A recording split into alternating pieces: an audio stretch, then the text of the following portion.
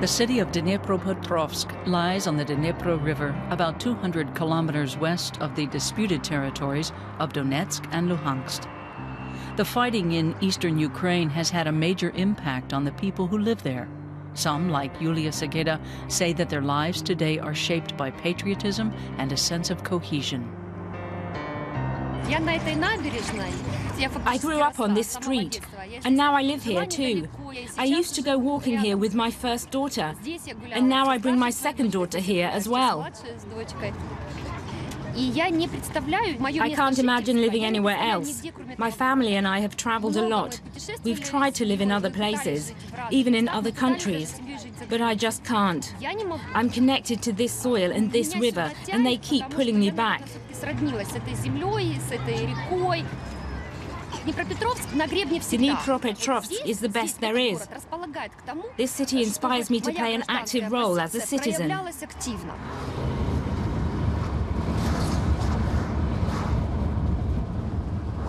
Yulia is the mother of 2 children and a successful attorney. And since last summer, she's been an active supporter of the Ukrainian army. She decided to do that because of the increase in fighting in the nearby region of Donetsk. Yulia is one of many volunteers across Ukraine who collect cash donations and supply refugees and the wounded with food and medicine.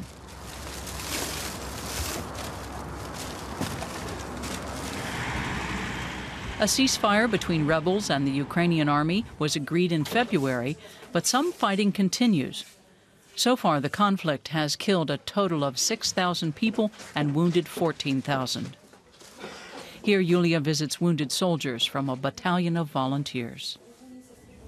I come to the front quite often to bring aid supplies. When I meet soldiers of the Ukrainian army, I get the impression that they don't really want to fight. But the guys in these volunteer battalions are real fighters.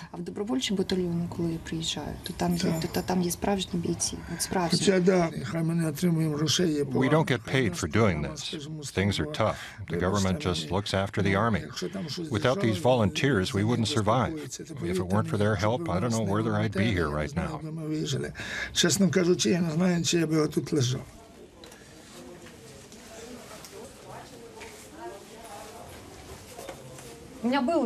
I had a bad experience with the military commanders. It was the first and last time I'll deal with them. So now we bring the supplies directly to the units themselves, because we don't trust anyone.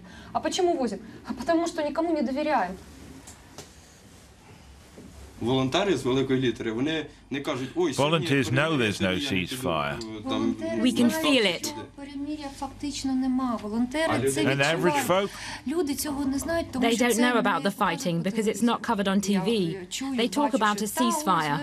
I've just come back from the front and I haven't seen any ceasefire.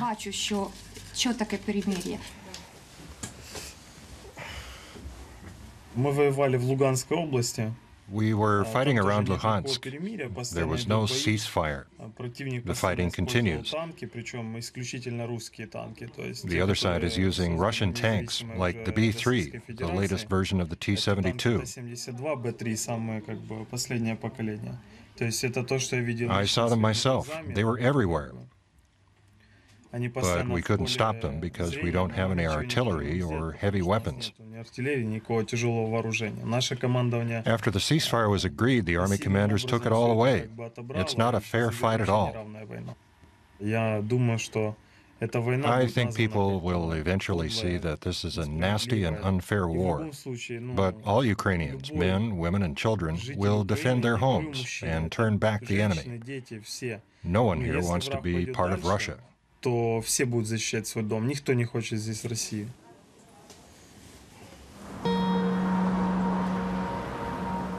war has become part of everyday life in Dnipropetrovsk.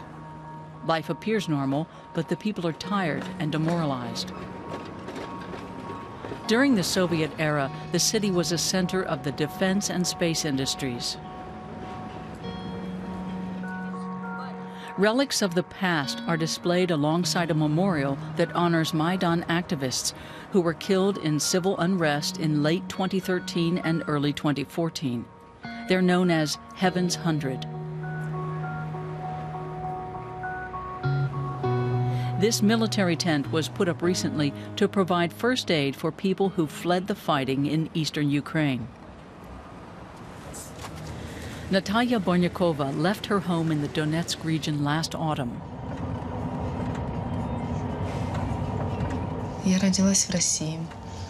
I was born in Russia, but when I was 6 months old, our family moved to the Donetsk area in Ukraine.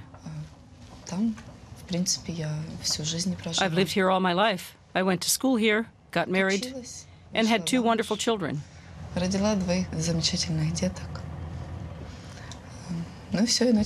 And then the fighting started. I can't remember when I heard the first shots. Every morning at 6, the explosions would start right near our home. I saw rockets flying over the village.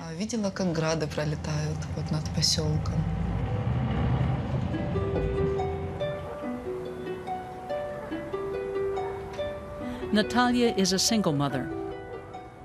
She's now found a new home for her family in a suburb of Dnipropetrovsk. Natalia got a job with an aid organization, so she can now provide for her children and her mother.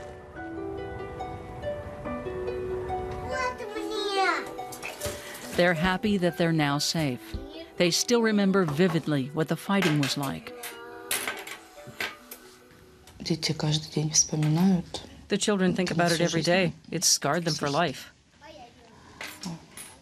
They hid in the cellar at my mother's house. They learned pretty quickly to put on warm clothes and head down to the cellar.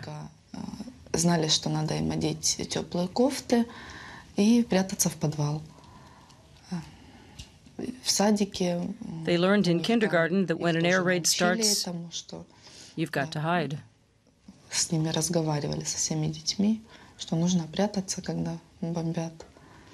Я ходила на работу. I had to go to work, and I couldn't take them with me. Взять я их не могу, и дома самих оставить тоже не могу. I also couldn't leave them home by themselves. Начинают там обед, начинают. As soon as the fighting started, I'd get a call from the kindergarten. Come and get your children. We don't have a basement here. Where should we send them? I just can't describe it. Не расскажешь такого.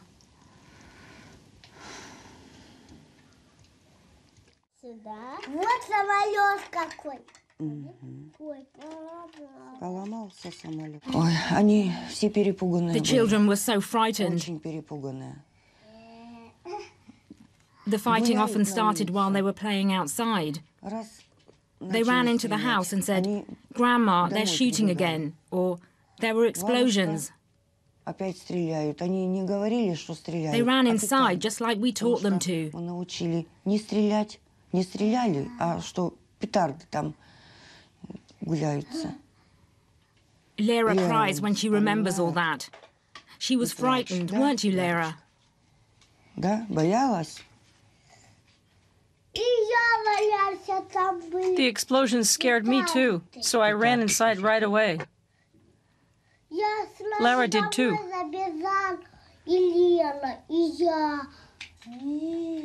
Быстрее бы это все закончилось. I hope all this will end soon. When is Putin going to stop? Putin.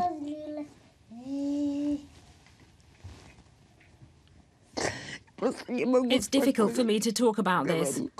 I'm really worried about the people who are still there. Всех людей, которые там живут. Что еще? I can't say anything more. I just want this war to stop. Просто хочу, чтобы война эта закончилась.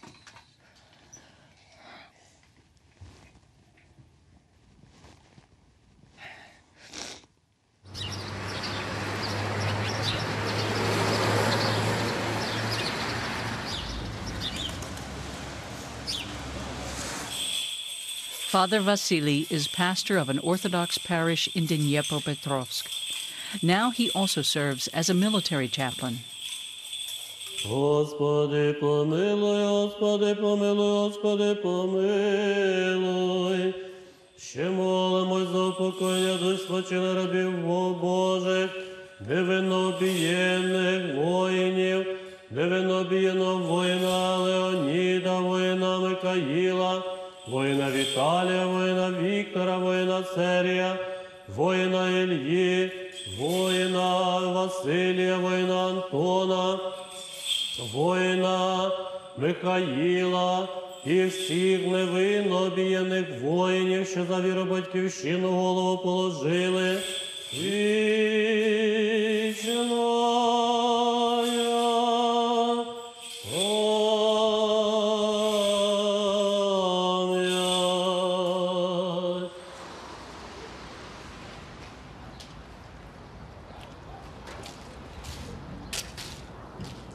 Father Vasily and his congregation support the troops in various ways. For example, he carries supplies to the front himself. This is where we store the supplies that have been collected by parishioners.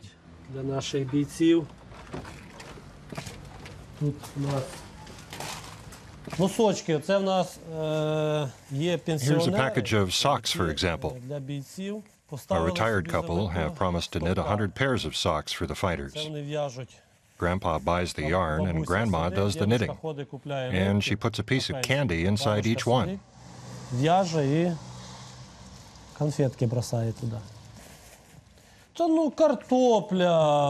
got potatoes, cabbage, onions, all sorts of food supplies.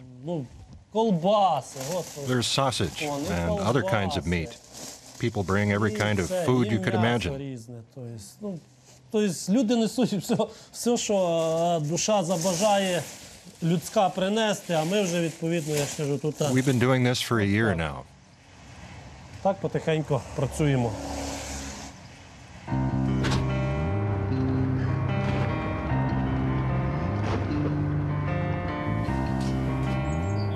Yulia Segeda and her husband Alexander, who's also an attorney, are getting ready to travel to the Ukrainian army's main combat zone. The government says it's carrying out an anti-terrorist operation there.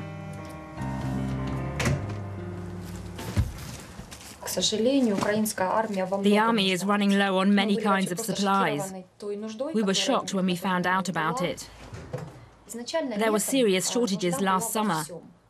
Socks, underwear, shoes, rangefinders, and night vision devices.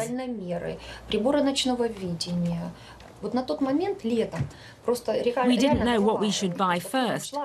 Is underwear more important than night vision devices?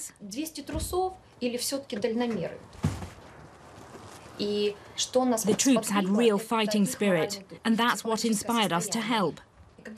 When we saw how well they were coping, despite the shortages, we knew that we had to do something.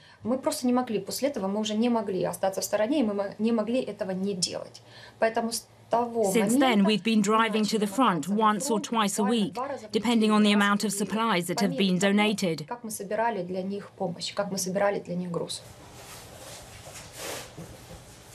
Since last summer, when fighting broke out at the Donetsk airport, the couple have used their business office to store aid supplies.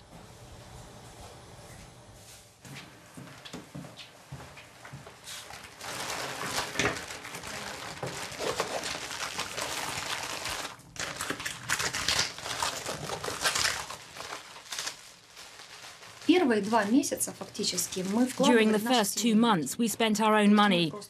We decided that, as a family, we wanted to help. But then we found out how much the troops needed. We didn't have enough money to help them and feed our family. So we turned to friends and relatives. Word got around about what we were doing, and other people decided to join us. It's just average folks who are doing this.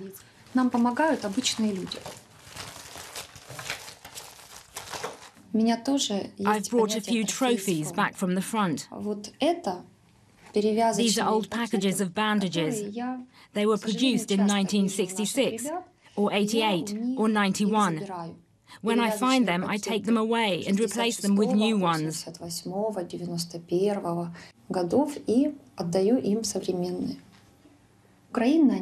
Ukraine is not a military power.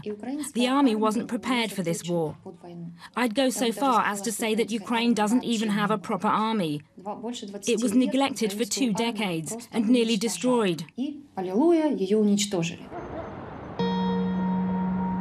The government of Ukraine was simply not prepared for the conflict. For example, there was no plan for dealing with refugees. There were no facilities and no trained personnel. So a group of volunteers opened a reception center in this big tent not far from the train station.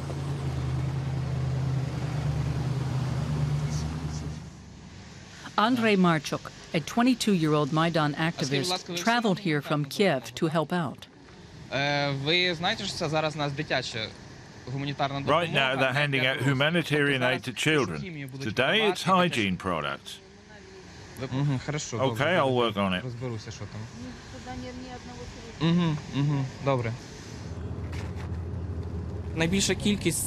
On some days we get as many as 700 refugees. Sometimes people come here not because they need humanitarian aid, but because they have nowhere else to go. There's no uniform system for registering the refugees so that they can get the help they need. They don't know what they're supposed to do. It's hard to speak openly with the refugees. They don't trust anyone. They come from a region where the rule of law has been violated repeatedly. And when the fighting started, people lost their faith in the local and state authorities. It's exceptionally difficult to create trust. This facility is located at the tram depot. Refugees can stay here for a few days until they find a place of their own. Volunteers provide essential care for new arrivals. The key question for most refugees is how to find a job in this unfamiliar environment. They know we've got social services here and an employment centre where they can find out what jobs are available. Most of the jobs aren't that great, but that's the way it is. Despite the ceasefire agreement signed in Minsk in February 2015, refugees continue to arrive from the Donbass region. Many had to leave their homes in a hurry, and now they're forced to get by on donations. It was horrible. I've never experienced anything like it. On the night of February 12th, there was a huge explosion. Rockets flew over our house and hit the kindergarten. The explosion shattered the windows and knocked everything off the balcony. My son was ill. I sat with him all night in the bathroom. It was terrible. We never got used to the explosions.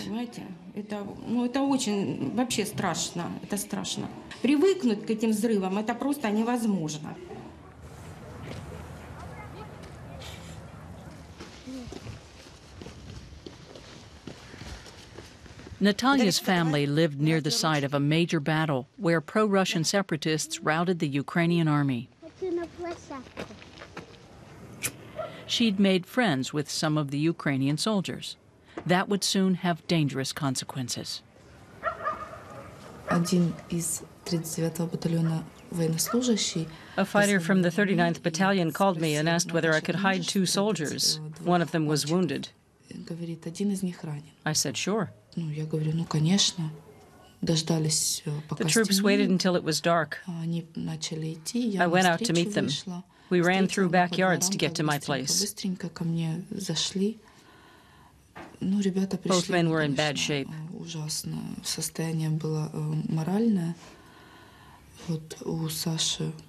The wounded man, called Sasha, had been shot through the ear and had a wound on his cheek. They stayed with me for 2 days. Sasha didn't allow me to treat his wounds. I gave him a shot of antibiotics. That was to reduce the risk of inflammation.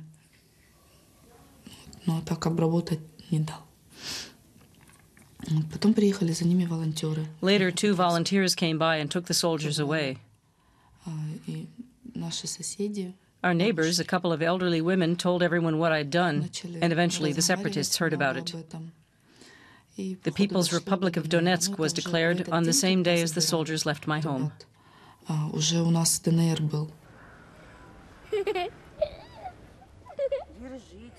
Soon, separatists arrived and searched Natalia's house, and her mother's house as well. They threatened Natalia and demanded to know where the Ukrainian soldiers were hiding.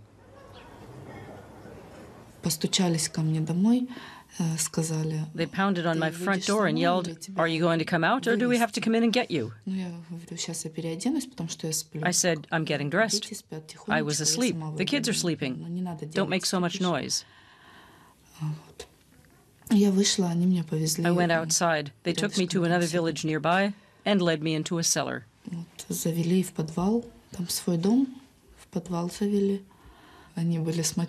They cursed me and insulted me. They threatened to kill me and my family if I didn't cooperate.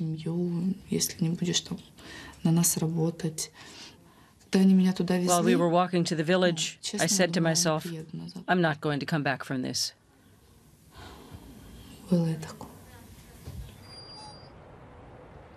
Later, the rebels allowed Natalia to return home. Ukrainian soldiers helped her to escape.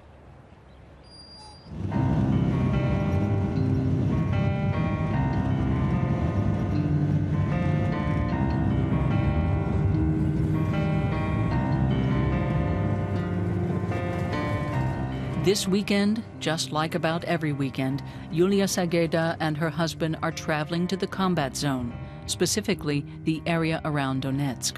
I live in Ukraine, and I want my children to live here too.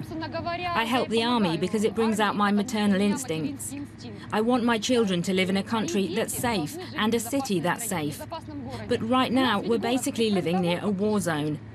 The front line is only about 3 hours away by car. When we started making our deliveries in the summer, it was just 2 hours. It was so awful to know that the war was just a couple of hours away. We had to do something.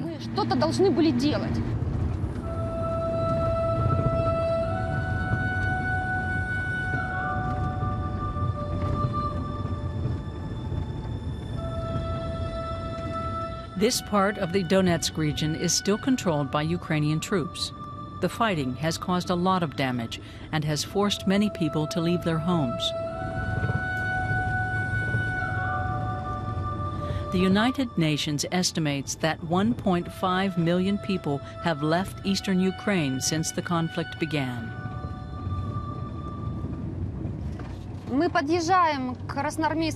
Right now, we're close to the military hospital at Krasnoarmeysk. It's actually a mobile field hospital that opened just recently. The hospitals at the front didn't have room for all the wounded, so they set up a mobile unit here.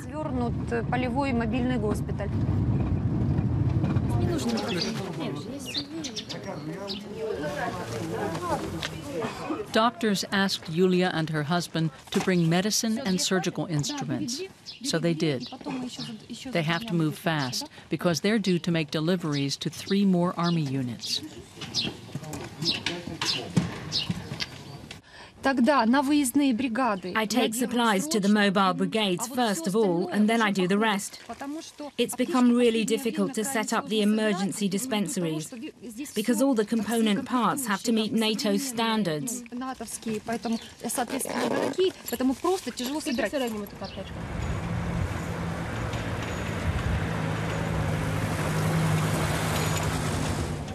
Not far from the military hospital, Yulia's husband has to stop and fix a flat tire. While she's waiting, she meets some children and hands out some food parcels that she's brought along. Here you go. Thanks. Glory to Ukraine. Again. Glory to Ukraine. Glory to our heroes. Thanks. There was lots of shooting. Even while the talks in Minsk were underway, there was a lot of shooting near the coal piles. We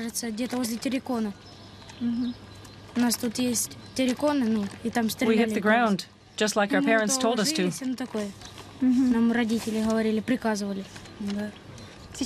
And now? Things have calmed down. Our soldiers are nice to us. They give us stuff and talk to us. They don't yell at us. They treat us like we're their own kids.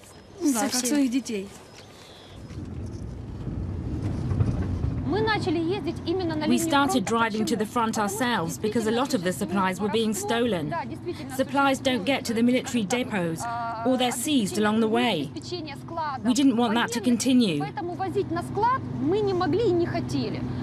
We've paid for these supplies with our own money, so we want to make sure that they get to the soldiers who need them. We decided to do it this way.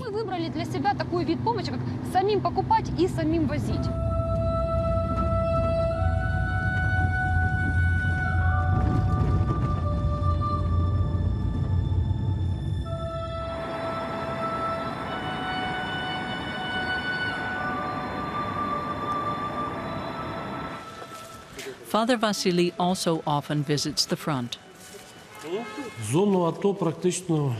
I've been going into the combat zone from the very start because the people from our parish are fighting there. These are people who were praying with us in church just the other day. Then they leave their homes and families to defend our independence, our country, and our soil. Sometimes they have doubts about what they're doing, because in this conflict they have to kill people, even Orthodox believers like themselves. We go to the front to give the troops moral and spiritual support. We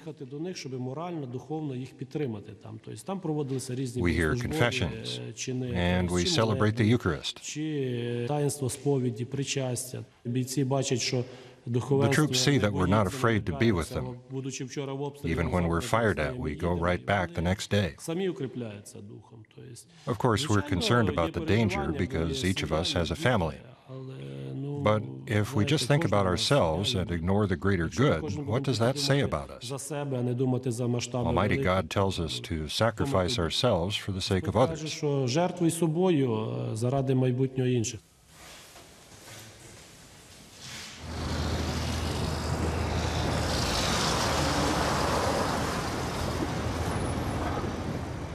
Back at the refugee center, some people have just arrived from Donetsk. Andrei Marchuk tries to find them transportation so they can get where they want to go.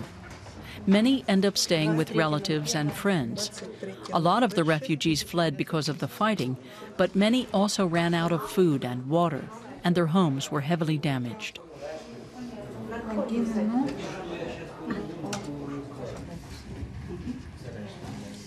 The key's there. And the neighbors? No, it's in the door. What was it like out there? The window and frame were blown out. We had to cover it. Last week it was pretty quiet, but the day before yesterday there was some firing from the airport, which is occupied by the rebels. But that was a long way off.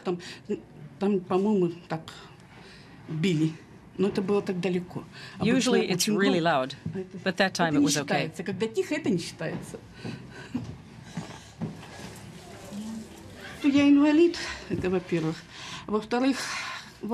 I'm an invalid. Also, from August to October, I was in bed with a high fever. I couldn't get down to the cellar because I had so little strength. Then winter came. It might sound funny, but I had to sell my gold teeth just to survive. That's pretty funny. That's sad. It would be funny if it weren't so sad.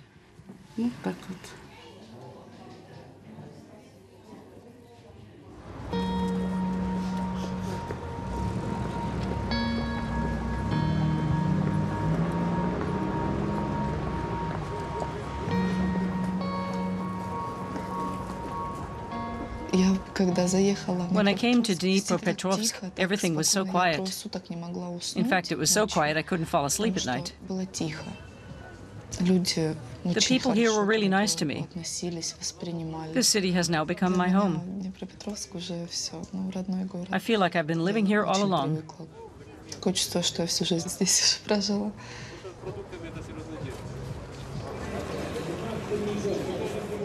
A state of emergency has been declared in Dnipropetrovsk. Still, a rally has been scheduled to celebrate Ukraine's independence and, above all, its unity. The country has developed a new national identity over the past few months. I'm ready to sacrifice myself for Ukraine. I'm ready to fight on the front line. I've asked myself whether I should go to the combat zone to join my friends. I want to be there with them. But they won't let me because I have 2 children. They say I should stay in the city, where I can do work that will help.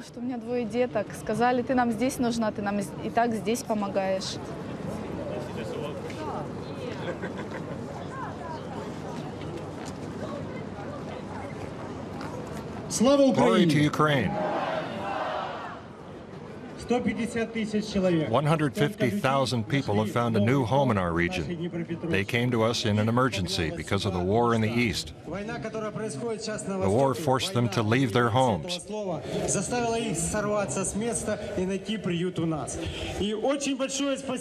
A big thanks to all residents of Dnipropetrovsk who've helped these people find new homes.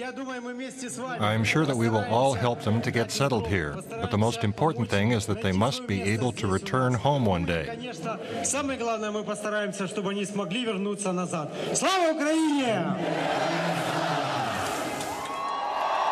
The highlight of the rally is an appearance by Ukrainian-born singer Ruslana, who won the 2004 Eurovision Song Contest. There's a real Ukrainian spirit here on this square today. Dnipropetrovsk has saved Ukraine. Everyone knows that. So I've come here today to support you in these uncertain times. I want you to know that Ruslana from Lviv is always with you.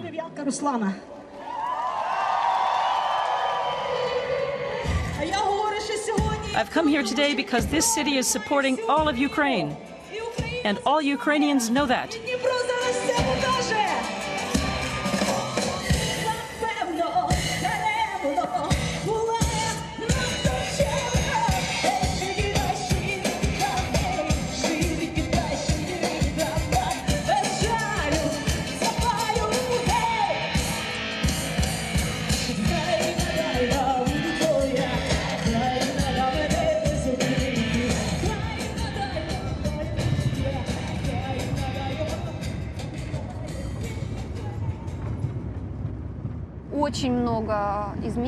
Our lives have changed a lot. Before the war, we were successful attorneys. We certainly weren't poor. We wore designer clothes and ate in fine restaurants. But now we don't go out or buy nice things. Instead of having dinner in a restaurant, we buy hemostatic bandages, tourniquets, and emergency pharmaceutical supplies. I calculate all my expenses in terms of hemostatic bandages. The city of Dzerzhinsk was briefly occupied by troops of the People's Republic of Donetsk. The Ukrainian army managed to take back the city, but the rebels continued to shell parts of it. Their positions are located just a few kilometers outside the city limits. These Ukrainian troops are learning how to use hemostatic bandages. Let's try this a different way. Maybe it'll work better.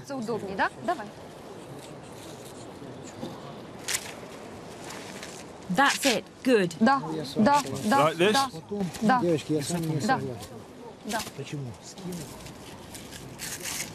Leave a 15-centimeter strip.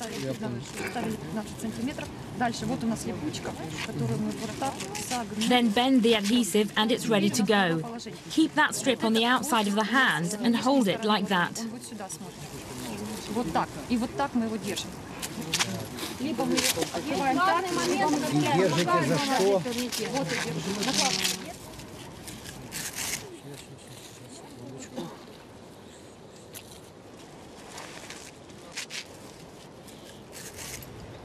This is a people's war because it's the Ukrainian people who are actually doing the fighting. Some are at the front, others work in the supply chain. When the guys see that I, a woman, have brought them some supplies, it gives them strength.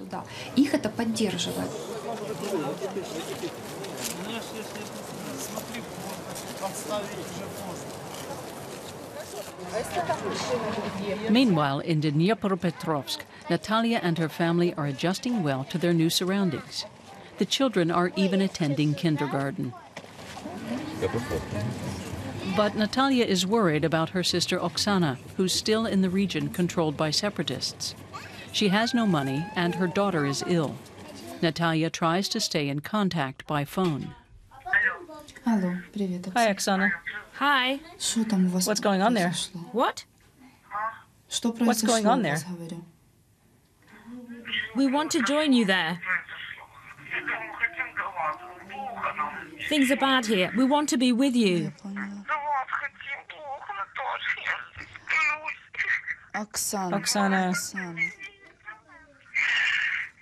I can't take it anymore. Oksana, please don't cry. We've talked to some volunteers who bring families to safety. Люди занимаются вывозом женщин и детей. We'll do everything we can to get you out of there. Чтобы вывести вас.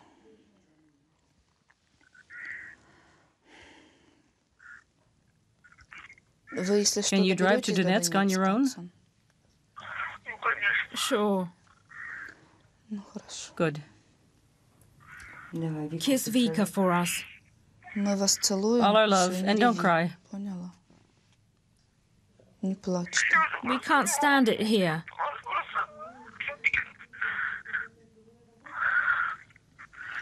Calm down. I'm going to the neighbors now to get some salt. We don't have any.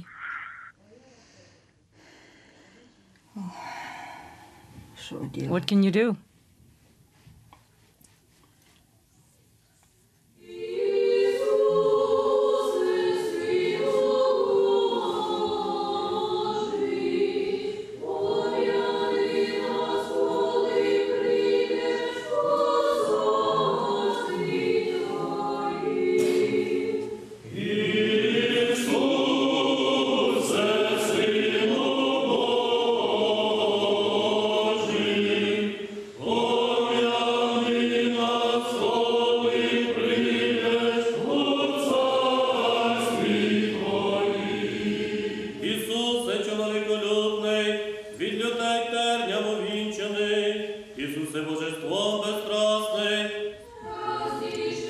The church has changed, and there's been a change in people's consciousness.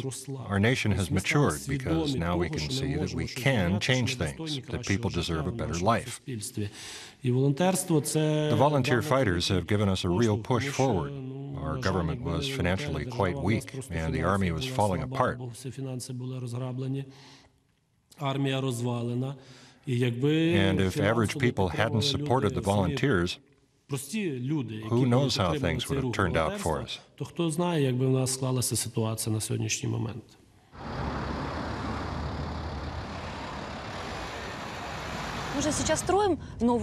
We're building a new Ukraine.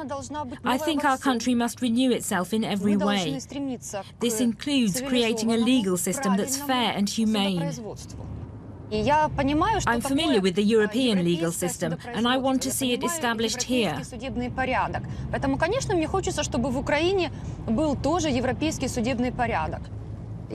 Reforms are essential, and I say that not only as someone who lives in a big city, but also as someone who works at the front. But it's tough to implement reforms in a country that's fighting a war.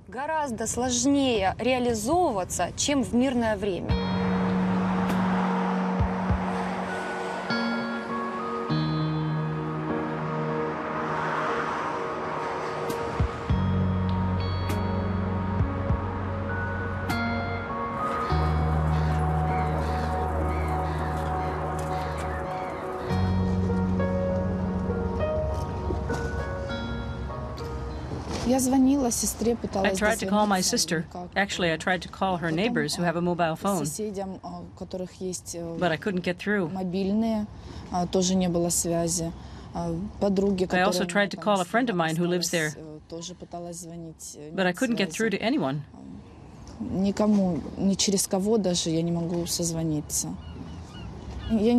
don't know what to do now. I have no idea who I should call.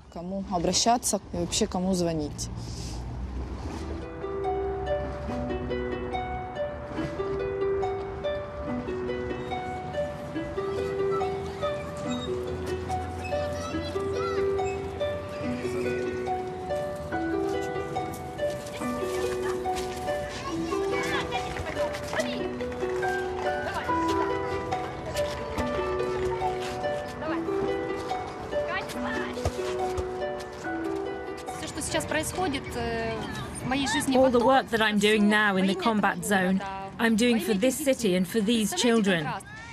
There's such a contrast between life here and what you see there.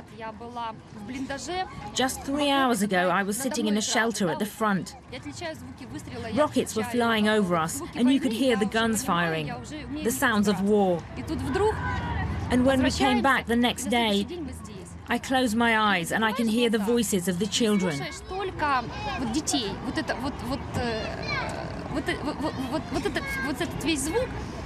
And the other sounds too. Laughing, crying, running around, the sounds of their bikes. When I close my eyes and I hear all that, I remember why I went to the front yesterday.